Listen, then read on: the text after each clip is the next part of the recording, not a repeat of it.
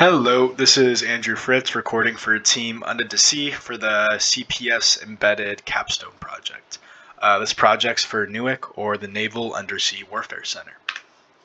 So to get started, we were initially tasked with creating a platform to emulate an autonomous underwater vehicle and identify side channel attacks. So essentially, to break that down a little bit, an autonomous underwater vehicle is a remotely controlled submarine.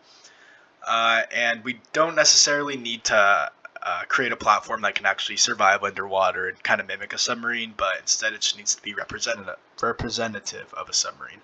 So we can have different things like have a propeller, call it our propulsion module. We can have an IMU in there, use that for positioning, have an ultrasonic sensor, use that to mimic the sonar functionality of a submarine.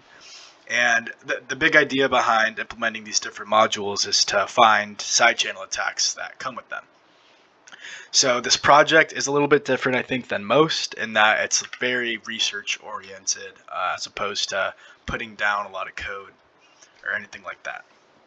So when we were initially tasked with this project, we had some very general ideas on different side channel attacks that we wanted to pursue. The first one we wanted to do was the ELF and VLF wave interception. So that's the communication systems that submarines use. We thought it'd be a good idea because it seemed like something that would be easy to snoop on, even if something was encrypted. As long as you got any kind of ELF or VLF waves coming off of that module, then you know that the submarine's trying to communicate. Upon discussing this with our clients, he kind of let us know that although that would be a plausible side channel attack, it's not a great one to pursue because those radio communications on autonomous vehicles are actually very rare, and you won't really see those too often. The next idea we had is thermal imaging. So there's an idea that you can place a thermal camera to look at a processor, and depending on what operations that processor is doing, different parts of it will light up, and then based off of that thermal image scan, you can get an idea of what's going on in the system, right? Which is really what the heart of a side channel attack is gaining information about the system without it knowing. And then we had one more idea, which was sonar dissipation, which is there's a little graphic on it on the right. The whole idea behind sonar dissipation was to use destructive interference, which is sending a wave completely out of sync of the original wave so that the waves cancel each other out. And then any point where you try to record that wave, you'll get a null. And that's the same technology that noise canceling headphones work. If any of you guys have AirPods and you have that noise canceling mode, those work with speakers on the outside that listen to the environment, and then they'll play the opposite frequency in your ears, so that way your ears can't really hear anything. And although that's the ultimate goal for us, I think one of the things we wanted to do to start doing that was just sonar eavesdropping. So using another ultrasonic sensor to kind of pick up those pulses and get an idea on how frequently they're coming out, and based on that, potentially identifying where the submarine is in the water.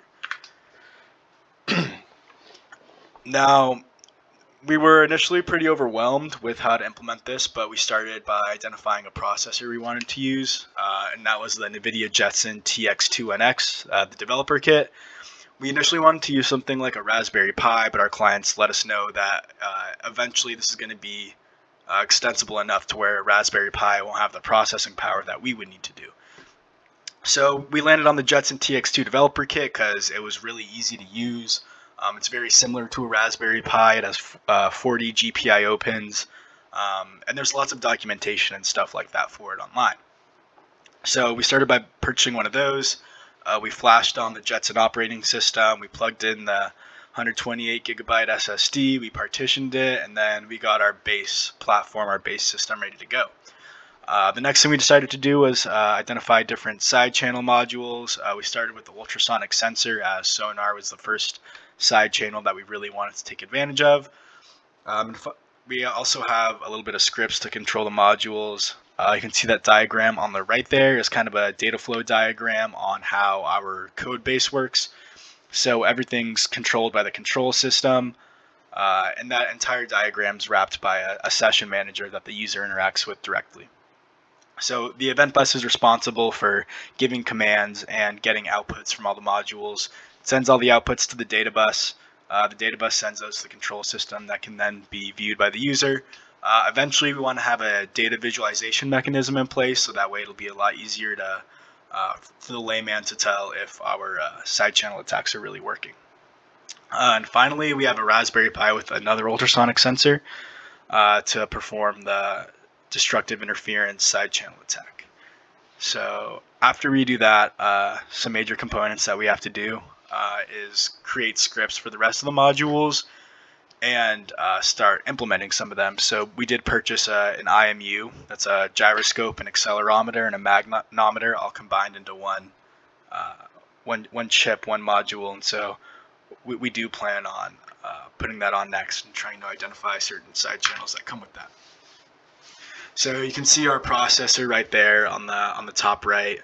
It's connected to a breadboard that's next to the ultrasonic sensor. We have a little bit of a better setup right now. We created a stand for the ultrasonic sensor to go onto. We 3D printed that. It really wasn't too crazy. In terms of implementation, you can see on the bottom there, that's how our first side channel attack is going to work. Yeah, we have all the hardware to do it, and we have the code base, and yeah.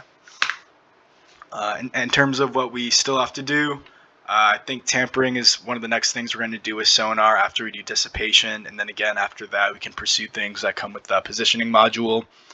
And of course, as we go on and we add more modules, we need to develop our code base to reflect those modules and use them. And again, that comes with like the IMU module, and then coming up with a data visualization mechanism that makes it easier to view our data. And then yeah, eventually we will be pursuing propulsion modules and things like that, but that's something that we might not even get to this year, or honestly next year. So yeah, that's kind of our capstone project in a nutshell. Thanks for listening, and have a good day.